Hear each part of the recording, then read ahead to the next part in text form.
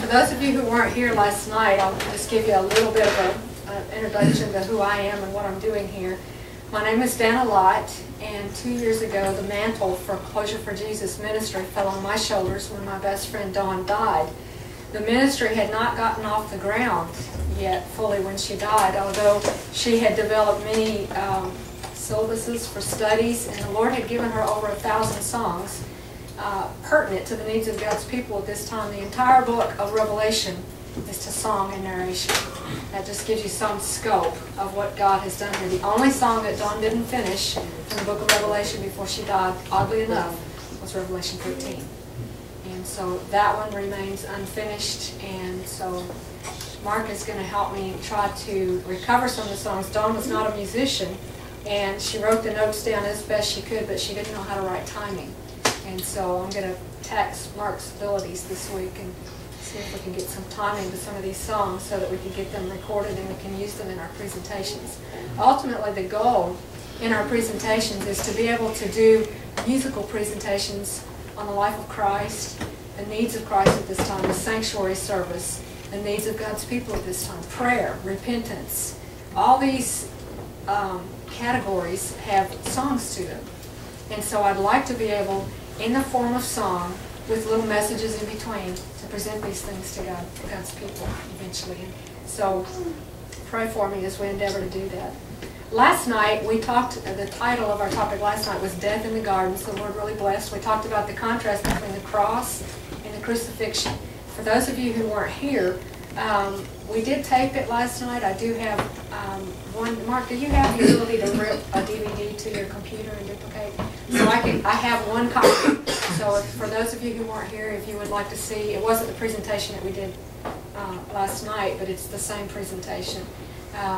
We can make that available to you. But tonight what I'd like to do is talk about a lady in the Bible named Mary Magdelene. I know we're all familiar with her, and maybe, don't turn your brain off, because we might learn something a little bit different tonight. I really identify with Mary Magdelene for many reasons, and I think as we go through the study tonight, maybe I'll be able to intersperse a little bit of testimony here and there, I don't know. But I'd like to share a song first. It's entitled Mary's Song, and I have told the kids, I'm hard of hearing, by the way, so if you see me sticking my little thing in my ear, it's because I need to hear you, but I can't sing with them in. But with my hearing loss, I sometimes go off key, so if I go off key, please be merciful. I'll try my best not to, but I can't hear myself when I go off. So, at any rate, this is entitled Mary's Song. And we'll sing this and get right into our presentation.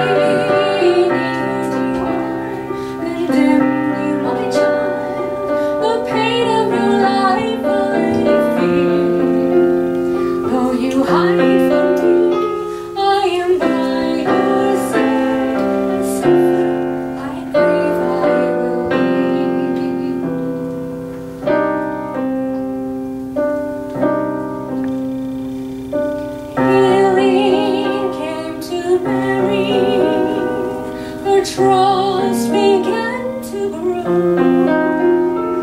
Her fears dissolved before itself, like sunshine on the snow. It didn't happen all at once. Scars can't be erased, but pain and darkness were replaced with gratitude and faith. Neither do I condemn you, my child, though all the world failed to see. The master